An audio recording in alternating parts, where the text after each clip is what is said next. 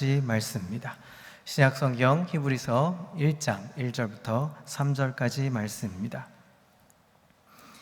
1, 2절은 제가 읽고 마지막 3절은 합독하겠습니다. 옛적에 선지자들을 통하여 여러 부분과 여러 모양으로 우리 조상들에게 말씀하신 하나님이 이 모든 날 마지막에는 아들을 통하여 우리에게 말씀하셨으니 이 아들을 만유의 상속자로 세우시고 또 그로 말미암아 모든 세계를 지으셨느니라. 함께 읽습니다. 이는 하나님의 영광의 광채시요 그 본체의 형상이시라. 그의 능력의 말씀으로 만물을 붙드시며 죄를 정결하게 하는 일을 하시고 높은 곳에 계신 지극히 크신 이의 우편에 앉으셨느니라. 아멘. 할렐루야. 오늘도 은혜와 평강의 삶에 넘치시기를 그리스도의 이름으로 소망합니다. 여러분, 히브리서 3장 16절 17절 말씀을 아십니까? 모든 성경은 하나님의 감동으로 된 것으로 교훈과 책망과 바르게 함과 의로 교육하기에 유익하니 이는 그 다음에 무엇입니까? 하나님의 사람으로 온전하게 해주신다. 우리가 읽는 이 성경은 이런 은혜를 우리에게 허락해 주십니다. 그래서 오늘 제목을 이렇게 붙여봤습니다. 하나님의 사람으로 온전하게 살기. 여러분, 하나님의 사람으로 온전하게 살려면 어떻게 해야 합니까? 성경을 읽고 보고 그것이 우리 가슴에 잘 새겨 들어야 합니다.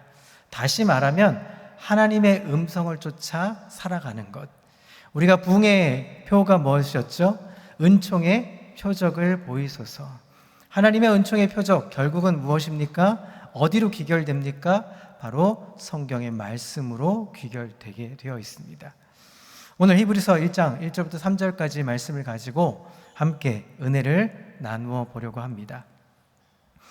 하나님은 시대에 따라서 여러 가지 방법과 모양으로 사람들에게 말씀을 전하셨습니다. 구약 시대에는 어땠습니까? 하나님께서 직접 개입해서 직접 말씀을 하셨습니다.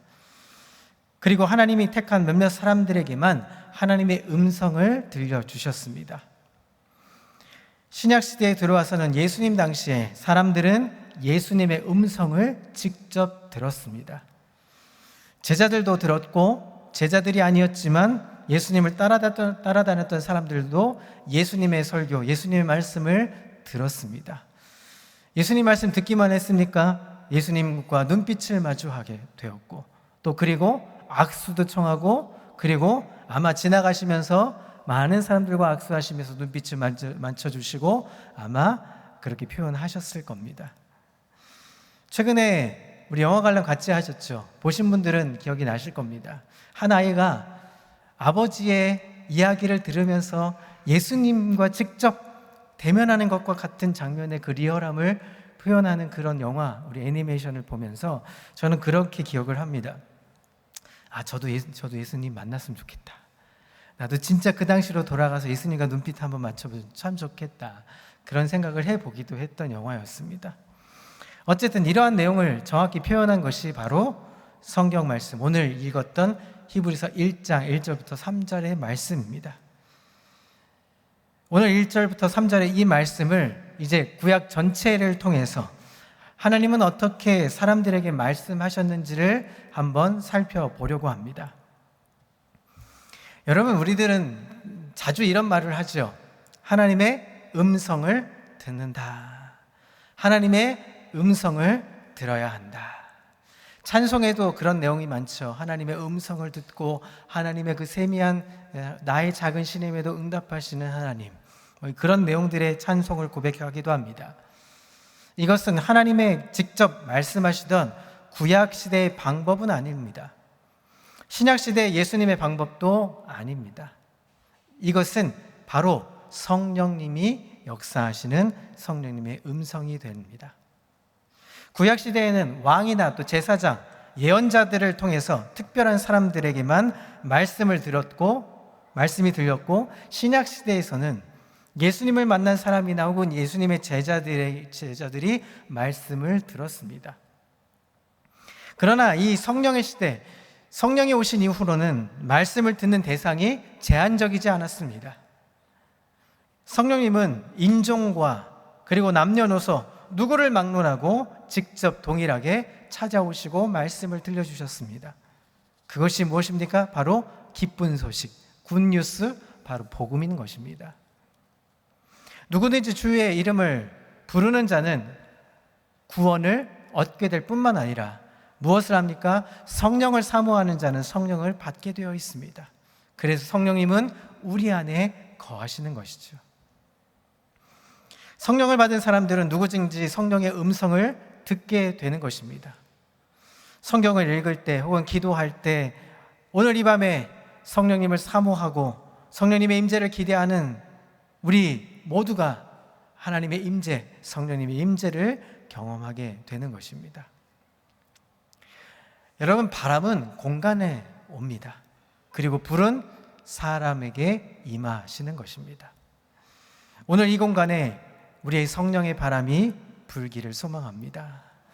이곳에 성령의 바람이 불면 여기 있는 모든 우리 성도님들이 성령의 인격 안으로 들어가게 되는 것이죠. 성령의 바람이 임하시면 성령의 은사들도 나타나게 되어 있습니다. 성령의 불은 머리 위에서 운행하십니다. 예수님을 인격적으로 영접하는 것은 자기의 의지나 지성이 필요로 할 때가 있습니다. 그러나 내 인격 전체에 그 불이 임하시는 것은 우리의 의지나 우리의 상황으로 되지 않습니다. 바로 성령님이 직접 임재하셔야 하는 것이죠. 우리에게 방언과 신령한 은사가 나타나기를 소망합니다. 믿음의 은사, 병 고치는 은사도 나타나기를 그리스도의 이름으로 소망합니다. 우리가 성령의 바람이 불고 성령의 불이 임하시면 우리가 못할 일이 없는 것이죠. 이러한 역사가 나타나면 어둠의 권세들은 숨어 있다가 드러나기 시작합니다. 빛이 오면 어떻게 됩니까? 어둠이 없어지게 되는 거죠. 마찬가지로 성령님이 오시면 내 안에 있는 어둠의 생각과 부정적인 생각, 죽음의 생각, 병든 생각들은 견디지 못하고 빠져나가기 시작합니다. 내 안에 이상한 일들이 생기기 시작하는 것이죠. 사탄의 생각은 어떻습니까? 우리를 흥분시키고 극한으로 몰고 갑니다. 자칫 사탄을 따라가는 잘못에 우를 범하기도 합니다. 그래서 우리에게는 영적인 분별력이 필요한 것이죠. 여러분, 은사는 말씀을 기초로 합니다. 아무리 이상하게 보이는 은사라 할지라도 말씀이 근거로 하고 있다면 그것은 옳은 것입니다. 말씀에 기초하지 않은 은사 어떻습니까? 서로 다투고 경쟁하게 되어 있습니다. 교만해지고 자랑하게 되고 덕을 세우지 못하는 것이죠. 사랑하는 성도 여러분, 우리가 모두가 성경적인 은사로 세상을 살리는 역사의 증인들이 되시기를 소망합니다. 그것은 하나님의 말씀에 기초하는 것입니다. 단순한 감정이나 즉흥적인 흥분, 그런 영적인 경험이 아니라 말씀에 기초한 풍성한 은혜가 있어야 한다는 것입니다. 그래서 옛날에 부흥회를 어떤 말로 표현했냐면 말씀 사경회라고 붙이기도 했습니다.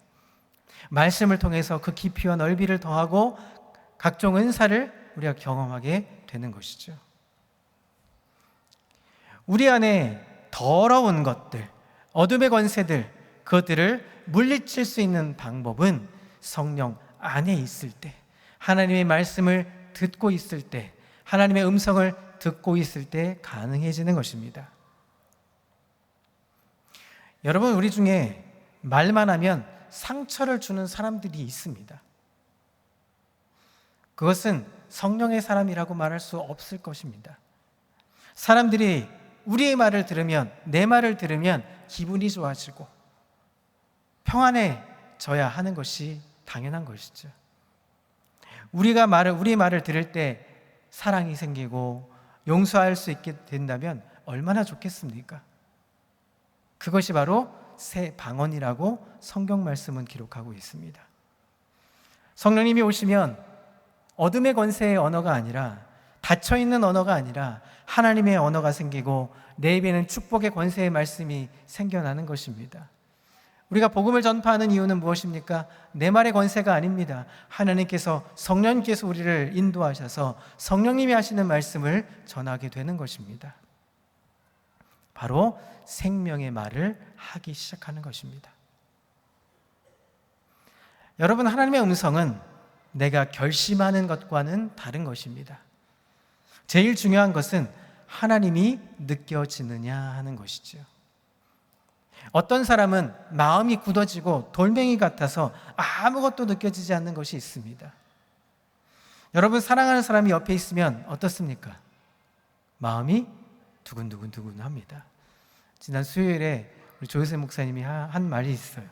그것에 꽂혀가지고 저희 아내도 첫 데이트가 돈가스였습니다. 돈가스를 먹으면서 데이트를 한 기억이 나서 대화한 적이 있습니다. 사랑하는 사람 옆에 있으면 가슴이 두근두근 하는 것이죠. 하나님께서 여기 계시면 어떻습니까? 하나님이 이곳에 임재하셨다고 우리가 느껴지는 순간 마음이 두근두근해지는 것입니다. 아무리 화가 나도, 오늘 하루 일주일 내내 고생하고 힘들었어도 하나님이 여기 계시면 어떻습니까? 당연히 기분이 좋은 것입니다. 감사할 수 있게 되고 기뻐할 수 있는 것이고, 또 힘들었다고 우리가 하나님 앞에 내어놓고 하나님 앞에 너무 힘들었어요 얘기하면 하나님이 등을 두들겨 주시면서 잘했다 하면서 응원해 주시는 하나님, 그 하나님 때문에 우리는 다시금 일어날 수 있고 기뻐할 수 있는 것입니다. 여러분, 무장해제라는 말이 있죠. 우리가 하나님 앞에서 무장해제가 되는 것입니다. 닫혔던 창문을 열고 햇빛을 받아들이는 것처럼 여러분, 하나님을 받아들이십시오. 마음을 여십시오. 오늘도 힘들었고 어려웠고 고생했고 수고하셨습니다.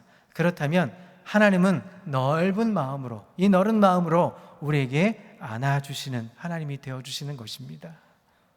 그래서 우리는 찬송할 수 있습니다. 두 손을 들고 왕이신 하나님, 내가 주님을 높여드립니다. 그러면서 우리는 찬송의 고백을 드리고 하나님 앞에 납작 엎드려 우리의 것을 내려놓고 하나님께 하나님이 주인 되심을 선포하는 것이죠.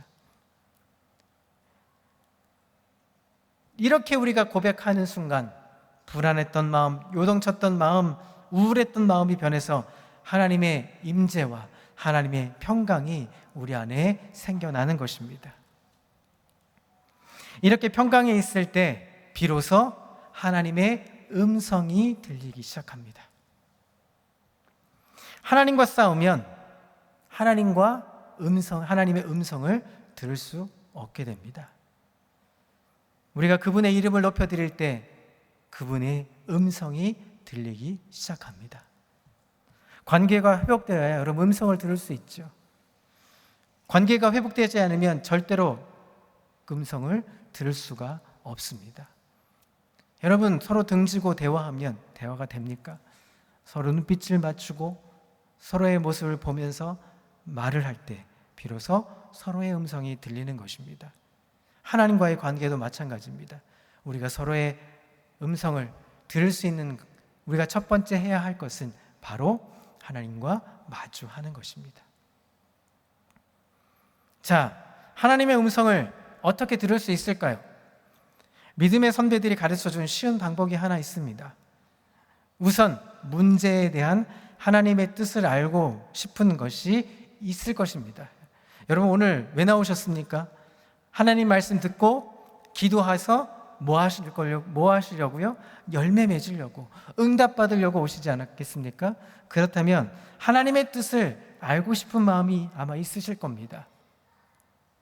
내가 이 사람하고 결혼을 해야 하는지, 이 병이 생긴 이유가 도대체 무엇인지, 왜 사업은 어려워졌는지, 왜 이런 일이 생겨났는지, 왜 나에게는 하나님이 이런 마음을 주셨는지 하나님의 뜻을 알고 싶으실 겁니다. 그러면 먼저 해야 할 일은 바로 기도하는 것입니다. 아주 쉽죠. 제일 쉬운 방법이 있습니다. 첫 번째, 기도하는 것입니다. 그런데 기도하기 전에 우리가 먼저 우리의 장애물을 제거해야 합니다. 하나님과의 관계, 여러분 어떠십니까? 잘 되고 계십니까? 그러면 아주 좋은 것이죠. 사랑의 주파수가 맞고 믿음의 비밀 코드가 잘 맞게 되어 있습니다. 그러나 그것이 잘못되어 있는 사람은 구하기 전에 먼저 하나님 앞에 납작 엎드리고 내 것을 내려놓아야 합니다. 이것을 다른 말로 회개하는 것입니다. 내 주장이 아니라, 내 생각이 아니라 하나님이 나의 주인이 되어 주셔서 하나님 편에서 내가 생각하는 것을 우리가 회개라고 하는 것이죠. 혹시 하나님과의 관계는 좋지만 우리 안에 숨은 죄들이 있습니까? 꼭꼭 숨겨놓은 죄들이 있습니까? 해결하지 못한 것이 있습니까? 하나님 앞에 고백해 보십시오. 사탄의 유혹이 있으셨습니까? 여러분, 기도하면서 물리쳐 보십시오. 구하고 있는 것에 동기를 점검해 보십시오. 그리고 우리가 구하고자 하는 것을 성경은 무엇이라고 말하고 있는지를 잘 귀담아 들어보십시오. 우리가 갖고 있는 모든 문제는 다 어디에 있습니까? 바로 성경에서 해답을 찾아낼 수가 있습니다. 여러분, 99% 하나님의 음성을 들을 때 가장 방해되는 것 중에 두 가지가 있습니다. 그것은 상처와 교만입니다. 마음에 쓴뿌리가 있거나 상처가 있으면 음성이 들리지 않습니다. 사람도 병들면 입맛도 없고 잘 안 들리고 잘 안 보이게 되는 것이죠. 그러나 건강한 사람은 잘 보고 잘 듣고 잘 소화되는 것입니다. 그래서 대부분의 일은 판단을 정확하게 해낼 수가 있죠.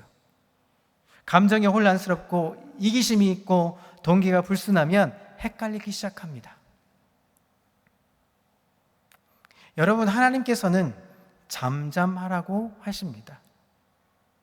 그래서 기도의 최대의 응답은 무엇입니까? 내 것을 포기하는 것부터 시작하는 겁니다.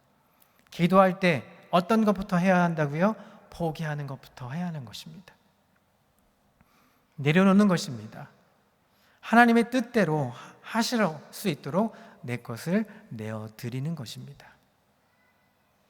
사람들은 자기가 응답을 미리 결정합니다. 자기가 받을 응답을 미리 결정하죠. 그리고 하나님께 이렇게 묻습니다. 하나님 하면서 이야기를 하기 시작합니다. 자기 마음에 안 들면 또 묻기 시작합니다. 자기가 원하는 응답이 나올 때까지 기도합니다. 기도를 너무 많이 하는 것은 여러분 불신앙입니다. 믿고 구하는 것은 어떻게 합니까? 받은 줄로 믿으라. 우리가 믿고 구하게 되면 굳이 구차한 변명의 것을 늘어놓지 않아도 됩니다. 왜냐하면 하나님이 납득할 만한 이야기라고 생각되어지면 더 이상은 이야기하실 필요 없죠. 안 되는 것을 내 마음대로 쪼르기 시작하며 금식하기 시작합니다. 그런데 순종하면 포기가 쉬워집니다. 그런데 순종하기보다 내 것을 자꾸 드러내며 하게 되면 포기하기보다 오히려 더 가지려고 애를 쓰게 되는 것이죠. 여러분, 우리 안에 오늘 기도하면서 포기하는 축복, 순종하는 축복이 넘쳐나기를 그리스도의 이름으로 소망합니다. 여러분, 신앙의 초보자일지라도 걱정하지 마십시오. 우리가 잘 기도가 안 되더라도 혹시 우리가 신앙에 이제 선지가 오래되지 않더라도 상관이 없습니다. 아무 느낌이 없고 눈 감으면 캄캄한 분들도 여러분 염려할 필요가 없습니다. 매일매일 조금씩 기도를 계속하면서 성경을 보고 사물을 관찰해 보십시오. 그럴 때 우연이 아니라 감정이나 느낌이 아니라 하나님의 놀라운 섭리를 알게 되는 것입니다. 왜 이런 일이 일어났는지, 왜 이런 현상이 일어나야만 하는지, 그래서 영적인 분별력, 영적인 통찰력이 생겨나게 되는 것입니다. 여러분, 걱정하지 말고 두려워하지 마십시오. 방금 전에 찬양이 무엇입니까? 아무것도 염려하지 말고 아무것도 두려워하지 말라. 왜냐하면 주님이 나의 산성이시고 나의 요새이시고 나의 능력이 되어주시기 때문입니다. 하나님께서 우리에게 복을 주실 것입니다. 이제는 세미한 음성도 들을 수 있는 영적인 귀가 우리에게 있어야 합니다. 그리고 하나님의 음성을 따라 한 걸음 한 걸음 하나님의 뒤를 따라갈 때마다 상상할 수 없는 하나님의 일을 보게 되는 것입니다. 그것이 성경을 믿고 성경을 의지하고 성경이 주시는 그 유익한 감동으로 우리를 하나님의 선한 사람으로 하나님이 원하시는 뜻대로 살아갈 수 있도록 하나님께서 일꾼으로 사용하시는 것입니다. 여러분, 내가 노력해서 얻은 것이 있고 내가 할 수 없는데 된 것이 있습니다. 내가 노력으로 얻어지는 게 있죠. 열심히 일을 하고 열심히 수고하고 열심을 내서 내가 얻는 것들도 있습니다. 그런데 내 수고와 상관없이 얻게 되는 것들이 있습니다. 내가 한 것이 아니라면 누가 하신 것입니까? 하나님께서 하신 것입니다. 여러분, 이것을 붙잡아야 합니다. 이것은 하나님이 하셨다. 이것은 내가 할 게 아니라 하나님이 나와 함께 하셨다. 신앙생활의 비밀은 하나님께서 하신 일을 어떻게 하는 겁니까? 붙잡는 것입니다. 어떻게 하는 겁니까? 붙잡는 것입니다. 저를 따라 하실까요? 네, 제가 사랑부에서 이런 액션을 좀 잘합니다. 자, 어떻게 해야 합니까? 붙잡아야 하는 것입니다. 하나님의 음성을 듣고 따라갈 때 하나님을 붙잡는 것입니다. 우리 평강교회가 하나님께서 하신 일들이 너무나 많습니다. 이제 다음 주면, 이번 주 지난 다음 주면 우리는 56주년 창립주일을 맞이합니다. 얼마나 기쁩니까? 56년 동안 하나님께서 행하신 일들이 얼마나 많습니까? 우리가 한 것이 하나도 없습니다. 여러분, 우리의 공로입니까? 아닙니다. 하나님께서 함께 하셨기 때문에 56년이란 시간을 하나님께서 지켜주신 것입니다. 그것을 우리가 어떻게 해야 합니까? 붙잡아야 하는 것입니다. 이것은 어느 누구도 막을 수 없는 일입니다. 음성을 듣기 위해서, 그래서 우리는 선한 일을 하기 위해서 하나님의 음성을 들어야 하는 것이죠. 자, 그러면 하나님의 음성을 들을 때 기본적인 몇 가지 전제가 있습니다. 첫 번째는 말씀하신 분이 누구인지를 정확하게 알아야 합니다. 아직 아닙니다. 두 번째, 말씀을 듣는 내가 누구인지를 알아야 합니다. 말씀하시는 분이 누구인지, 또 내가 누구인지 정확하게 알 때 말씀을 오해하지 않고 듣게 되는 것이죠.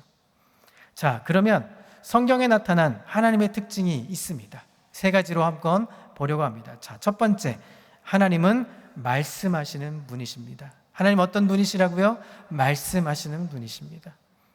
이 세상에는 많은 신관들이 있습니다. 그 신들과 하나님과 결정적인 차이가 있습니다. 하나님은 말씀하시는 분이십니다. 그 말씀이 있기 때문에 우리는 하나님의 실체를 알 수 있게 됩니다. 말씀이 육신이 되어 있기 때문에 예수님을 알 수 있게 되고 예수님이 하나님이시라는 것에 동의하는 것이 바로 말씀 속에 있는 것입니다. 이 말씀이 능력이라고 말씀합니다. 말씀은 기적을 만들어냅니다. 말씀이 하나님 자신이고 말씀이 예수님이시고 말씀이 성령님이십니다. 하나님께서 말씀하시면 말씀대로 이루어집니다. 창조, 구원, 성경도 말씀입니다. 사랑, 진리, 공의 또한 말씀입니다. 여러분, 정의가 무엇입니까? 정의. 저마다 정의의 잣대들이 있습니다. 기준이 있을 겁니다. 그런데 기준이 무엇입니까? 말씀이 정의입니다. 이것도 사랑이고 저것도 사랑일 수 있습니다. 그러나 사랑의 기준은 말씀입니다. 왜냐하면 하나님이 사랑이시기 때문이에요. 하나님은 침묵하지 않으십니다. 확실하게 분별하지 못해서 그렇지 하나님 아버지가 아들에게 이야기하듯이 하나님은 우리에게 분명히 말씀하십니다. 하나님께서 우리의 신음소리도 아십니다. 작은 신음에도 응답하십니다. 그리고 위로하시고 격려해 주십니다. 제가 좋아하는 표현 중에 두 가지 표현이 있습니다. 꿈꾸시는 하나님, 하나님도 우리에게 꿈을 꾸신다. 두 번째는 응원해 주시는 하나님을 좋아합니다.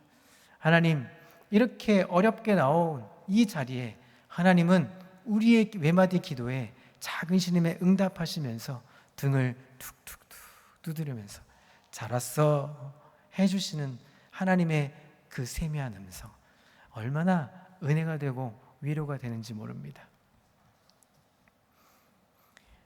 여러분, 그런 하나님의 말씀, 그런데 이상하게 성경을 해석해내는 사람들이 있습니다. 성경은 하나님의 위대한 구원의 계획을 말씀하고 있습니다. 성경을 알아야 이단이 생기지 않고 신앙이 극단적으로 가지 않습니다. 하나님은 말씀하시는 분이십니다. 두 번째로, 우리가 하나님을 생각할 때 하나님은 삼위일체 하나님이신 것을 잊지 말아야 합니다. 하나님은 어떤 하나님이시라고요? 삼위일체 하나님이시라는 것입니다. 하나님에 대한 이 위대한 신관을 놓치면 우리는 이단으로 빠지게 되어 있습니다. 이들 모두 삼위일체 하나님에 대해서 기초하지 않습니다. 말씀하시는 하나님, 삼위일체 하나님을 놓칠 때 하나님의 말씀을 자의적으로 해석합니다. 이럴 때 얼마나 많은 피해와 인격적인 파탄이 오는지 모릅니다. 우리가 너무나 잘 알지 않습니까? 이단들에 빠진 사람들을 보면 다 그렇게 파탄이 나는 거죠. 세 번째로, 하나님의 성품인 사랑과 공의와 거룩을 이해해야 하는 것입니다. 하나님은 죄를 털끝만큼도 용납하지 않으십니다. 하나님은 죄를 싫어하십니다. 하나님은 자기 아들을 십자가에 못 박아 죽이셨지 죄는 절대로 용납하지 않으십니다. 그렇기 때문에 우리 하나님께서 싫어하시는 행동을 하면서 하나님께 가까이 갈 수 없습니다. 여러분, 공의의 하나님만 있다면 우린 다 몰살입니다. 공의의 하나님, 심판하시는 하나님을만 계신다면 우린 그냥 다 죽어 마땅한 사람들입니다. 그런데 하나님의 성품 가운데 용서와 사랑이 있습니다. 죽어 마땅한 죄인, 본질상 진노의 자식, 부패한 인간을 사랑하셔서 하나님께서는 죄 없다고 하시고 용서해 주십니다. 이 공의와 사랑의 양면성을 성경 곳곳에서 발견합니다. 하나님의 공의와 사랑의 완전함이 바로 거룩인 것입니다. 그래서 하나님 말씀하시죠. 내가 거룩하니 너희도 거룩하라고. 또 한 가지 하나님의 속성이 있습니다. 하나님은 우리에게 복을 주시기 원하십니다. 복을 주시기 원하십니다. 우리가 복을 다 좋아하죠. 하나님은 하나님의 속성 중에 우리를 사랑하셔서 더 좋은 것들로 아끼지 않으시는, 우리에게 후히 주시는 하나님이신 것입니다. 하나님은 우리가 거룩하기를 원하십니다. 그리고 우리가 복받기를 원하십니다. 이렇게 하나님을 이해할 때 하나님의 음성이 정확하게 들리게 되는 것입니다. 그때 비로소 하나님의 음성을 듣게 되는 순간, 그 순간 하나님의 사람으로 온전하게 살아갈 힘을 갖게 되는 것입니다. 여러분, 하나님의 음성을 들을 때 기억해야 할 두 가지가 있습니다. 그것은 첫 번째로 내가 구원받은 사람, 성령 받은 사람이라야 하나님의 음성을 들을 수 있다는 것입니다. 하나님께서는 자기가 사랑하는 사람에게 말씀하십니다. 따라서 우리가 기도할 때 주님 사랑합니다. 저는 하나님께 속한 사람입니다. 하나님 참으로 성령님을 사모하고 임재의 하나님을 기대합니다. 이렇게 우리가 기도하고 고백하면 하나님 우리에게 찾아오셔서 임재하시고 우리에게 음성을 들려주시기 시작하십니다. 두 번째는 성숙의 문제입니다. 인격이나 신앙이 미숙하면 상대방이 한 말을 알아듣지 못합니다. 여러분, 사람이 하는 말을 짐승이 알아들을 수 있습니까? 옛날에 제가 한 십수년 전에 세상에 이런 일이 있는가? 이런 어떤 프로그램이 있었습니다. 그럴 때 어떤 외국의 한 여자분이었는데 그분이 이 짐승이 하는 말, 그러니까 동물들이 하는 말, 개나 고양이가 하는 이 짖음을 듣고 해석해내는 그런 이제 사람이 초능력과 같은 그런 사람들이 있었습니다. 그게 진짜인지 아닌지는 모르겠지만 어쨌든 사람이 하는 말을 짐승들이 이해하기는 어려운 것이죠. 마찬가지로 어떻게 인간이 하나님을 알아낼 수 있겠습니까? 이 좁은 식견으로 얼마나 하나님을 알 수 있겠습니까? 1%도 0.1%도 다 알지 못할 것입니다. 믿음이 성숙하지 않고 인격이 성숙하지 않으면 아무리 좋은 말을 해도 자기 수준으로밖에 이해할 수 없습니다. 그렇기 때문에 인격이나 믿음이나 지성의 성숙이 바로 중요한 포인트가 되는 것입니다. 이럴 때 하나님의 음성이 들리고 하나님의 음성을 들렸을 때 끝까지 말씀을 지킬 수 있게 되는 것입니다. 구약 성경을 보면 하나님의 음성을 듣는 단계를 잘 표현하는 모델이 있습니다. 그것이 창세기 1장부터 11장까지 있습니다. 이곳에는 그런데 불행한 대화가 많습니다. 죄를 짓고 난 후에 아담과 하와가 이제 하나님과 대화를 합니다. 창세기 7장 38절 이하에 보면 하나님의 음성을 듣고 겁이 나서 숨어버립니다. 여러분, 진리가 환영을 합니다. 불의는 절대 진리를 환영하지 않습니다. 거짓은 정직을 허락하지 않습니다. 죄를 지으면 하나님을 거부하게 되어 있습니다. 하나님이 부담스럽기 때문입니다. 바로 이 아담과 하와는 하나님의 낯을 피해 숨었습니다. 사랑하는 성도 여러분, 오늘 우리에게 말씀하십니다. 그런 일이 없도록 주의하라고. 이것은 성령 하나님께서 역사하실 때도 똑같습니다. 우리 안에 죄가 있으면 성령의 역사를 피하고 하나님의 음성을 거부합니다. 하나님이 아담아 내가 어디 있느냐라고 물으셨을 때 아담이 자신의 죄를 고백했으면 아무 문제가 없었을지도 모릅니다. 죄를 지었지만 하나님 앞에 고백했다면, 하나님 제가 잘못했습니다 고백했다면 더 이상 그 죄는 죄로 여기지 않으실 수 있는 거죠. 그런데 변명을 합니다. 여자를 주신 하나님께 책임을 전가했습니다. 여자도 뱀에게 책임을 전가합니다. 여러분, 이것이 죄의 속성이라는 것입니다. 죄는 다른 사람에게 책임을 전가하고 변명하고 숨어버립니다. 이것이 첫 번째 대화의 모델이었다는 것입니다. 두 번째 모델은 가인과 아벨의 모델입니다. 예배 때문에 가인이 아벨을 죽였습니다. 4장 9절에 보니까 하나님이 내 아우 아벨이 어디 있느냐라고 물으십니다. 그때 가인은 무엇이라 말합니까? 내가 아우를 지키는 자입니까? 짜증을 냅니다. 하나님과 인간의 대화가 삐걱거리기 시작합니다. 여러분, 하나님과 대화하기가 껄끄럽고 삐걱대기 시작하면 문제가 생기는 것입니다. 하나님이 우리에게 문제를 제기하실 때 여러분, 우리가 어떻게 합니까? 눈물로 고백해야 합니다. 하나님, 잘못했습니다. 그런데 끝까지 잘못하지 않았다고 우기고 다른 사람에게 책임을 떠넘기기 때문에 대화가 풀어지지 않습니다. 세 번째 모델은 하나님과 노아의 대화입니다. 하나님은 창세기에 세상을 다 쓸어버리겠다고 결정하셨습니다. 인간이 싸우고 시기하고 서로 죽이는 불행한 모습으로 변하니까 하나님은 더 이상은 견딜 수가 없으셨습니다. 징벌해야 되겠다. 그러면서도 하나님께서는 노아를 택해 대화를 하십니다. 하나님은 공의의 하나님이시면서 사랑의 하나님이셨기 때문입니다. 이렇게 대화하시던 하나님께서는 드디어 아브라함을 찾으십니다.